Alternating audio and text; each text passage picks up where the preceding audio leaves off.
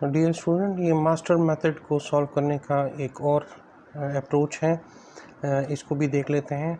देखें, आपके पास general recurrence जो है उसका एक्सप्रेशन आपको दिया हुआ है, T of N equals to A T N by B plus theta N power K log of P to the base N.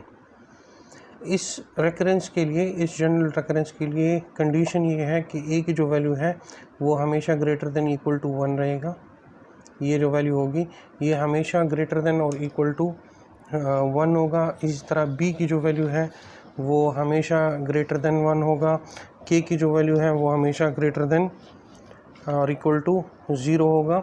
और पी जो है वो आपके पास एक रियल नंबर होगा। अब इसमें आपके पास टोटल 3 कंडीशंस हैं, 1, 2 एंड 3। पहला कंडीशन क्या है, अगर ए की वैल्यू ग्रेटर हो बी पावर के से, या ए की वैल्यू कम हो बी पावर के से, या ए इक्वल्स टू बी पावर के हो, तो फिर क्या रेकरेंस आएगा। पहला कंडीशन है कि अगर if A is greater than B power K then T of N equals to theta N power log of A to the base B. जब a की वैल्यू ग्रेटर होगी b पावर k से, तो फिर आपके पास t ऑफ n जो है वो इसके बराबर होगा। दूसरा condition, if a is less than b power k then, तो फिर आपको दो और कंडीशंस चेक करनी पड़ेगी। आपको p की वैल्यू को चेक करना पड़ेगा। ये जो p की वैल्यू है आपने इसको चेक करना है। If p is greater than equal to 0 then t of n equals to theta of n power k log of p to the base n।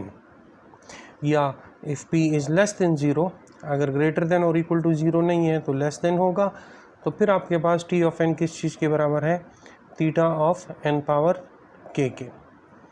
तीसरा कंडीशन क्या है, if a is equal to b power k, तो फिर आपको मज़ीद ये दो सब कंडीशंस जो हैं इनको चेक करना पड़ेगा।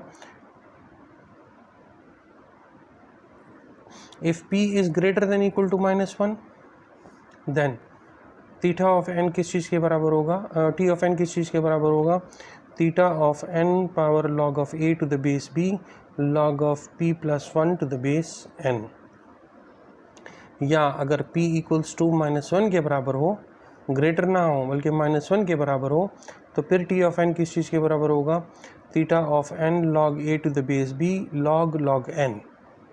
और तीसरा condition, if p is less than equal to -1, तो फिर t ऑफ n किस चीज़ के बराबर है, theta of n log a to the base b।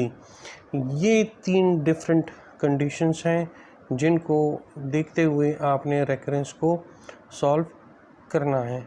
अब एक रेकरेंस लेते हैं और इसको इन्हीं मेथड से, इन्हीं अप्रोचेस से सॉल्व करते हैं। ये देखें, मैंने एक रेकरेंस लिया हुआ है, t of n equals to 4t n/2 plus n। तो आपने सबसे पहले यहाँ पर a, b, k और p इनकी वैल्यूज़ को आइडेंटिफाई करना है। तो देखें, एक अगर आप इस जनरल टर्म को देखें, इस जनरल रेकरेंस को देखें, तो a किस चीज़ को रिप्रेजेंट कर रहा है, जो t का कोफिशिएंट होगा वो a होगा, n जिसको डिवाइड करेगा वो b होगा।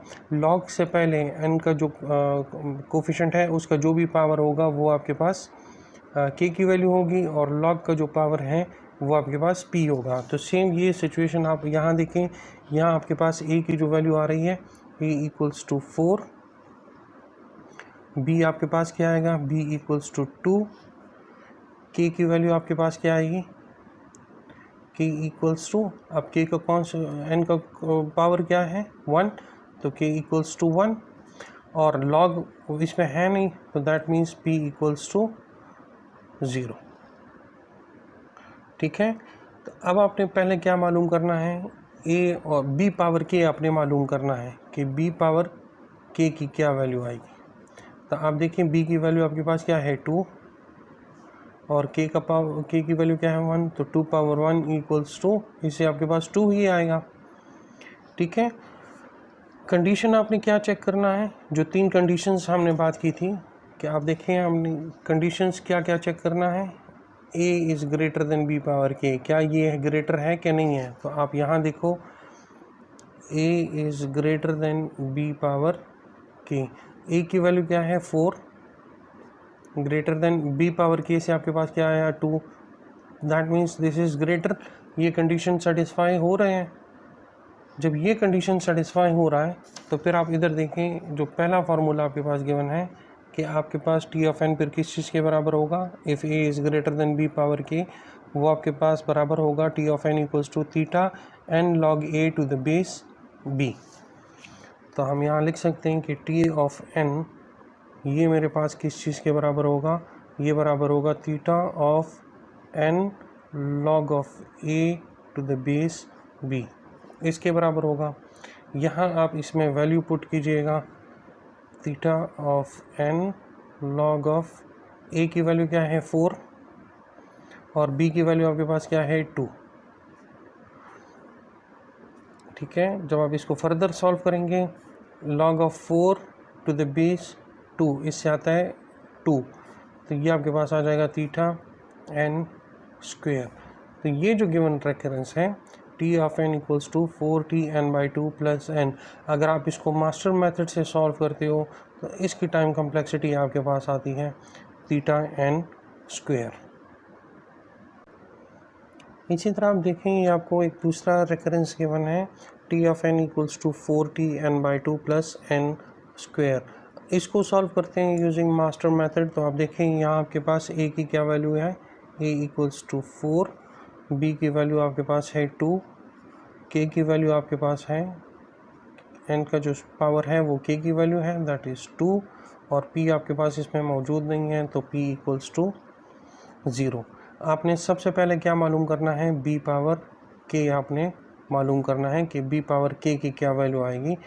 तो b 2 power 2, that means 2 power 2 equals to 4, that means कि a is equal to b power k। दोनों a की वैल्यू भी 4 है और b पावर k की वैल्यू भी 4 है। तो जब ये दोनों बराबर हो a equals to b power k, तो फिर आप इन रूल्स को देखें और आप चेक करें कि इनमें से कौन सा रूल इस पर अप्लाई होता है। a equals to b power k, जो थर्ड रूल है वो इस पर अप्लाई होता है। वही रूल अब आपने इसके फर्दर ये 3 कंडीशंस चेक करने हैं कि अब p की वैल्यू क्या है, ग्रेटर देन इक्वल टू -1 है, या p इक्वल्स टू -1 है, या p इज़ लेस देन -1 है। तो अब देखें इस रेकरेंस में हमारे पास p की वैल्यू क्या है 0, विच इज़ ग्रेटर देन -1। तो p आपके पास क्या आएगा, ग्रेटर देन -1। तो फिर आपने टी ऑफ एन किस चीज़ के बराबर होगा, theta of log a to the base b log of p plus 1 to the base n, इसके बराबर होगा। तो हम अपने इस क्वेश्चन को इस फॉर्म में अब लिखेंगे। तो ये आपके पास टी ऑफ एन क्या आएगा, t of N equals to theta of n power log of a to the base b plus log of n log of p plus 1 to the base n, इसके बराबर होगा। इसमें आप values put कर दें, ये आपके पास आ जाएगा theta n log of a की वैल्यू है 4, b की वैल्यू है 2, that means 4 to the base 2, 4 to the base 2 log of p plus 1, that means 0 plus 1 to the base n, तो ये आपके पास आ जाएगा to the base n। इसको जब आप फर्दर सिंप्लीफाई करते हैं, ये आपके पास आ जाएगा theta of log of 4 to the base 2, इससे आएगा 2, तो log of n स्क्वायर आ जाएगा, और इससे आपके पास क्या आएगा, log of 0 प्लस 1 से क्या आएगा 1, और log ऑफ n। तो इस गिवन रेकरेंस की टाइम कम्प्लेक्सिटी आपके पास क्या आएगी, theta of n square log of n। Thank you.